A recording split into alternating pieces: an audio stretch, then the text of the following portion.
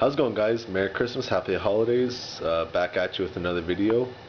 I actually just bought this yesterday, but it's the Factor 55 flat link. I don't know if you've ever seen one before, but today I'll be installing it. It's just hold on here, there it is. It's just a blue one. But yeah, let's get to it.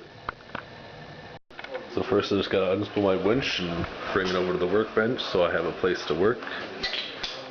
So pretty much all I gotta do is I gotta cut a slit here and here so I can get the cable out. Make sure you do not cut into the rope or the safety hoop, I guess you'd call it.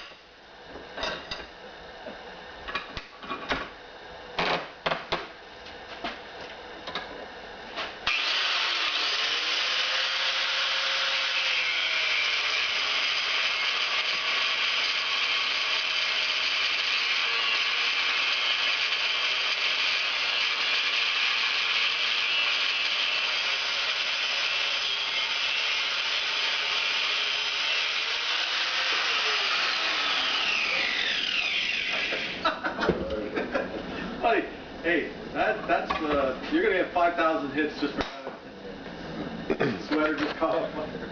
Alright, so that's all you really have to do is cut a notch out so I can get the cable out. And then all you gotta do really is put it in this hole and drop the pin in and put the snap ring back in. Alright, there it is, guys. Looks pretty simple and clean. I think so anyway.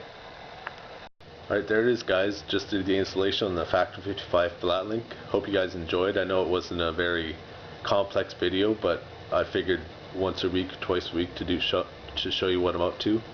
But yeah, my next video I'll be installing the S-Pod 6 switch and also a set of dually lights for the front.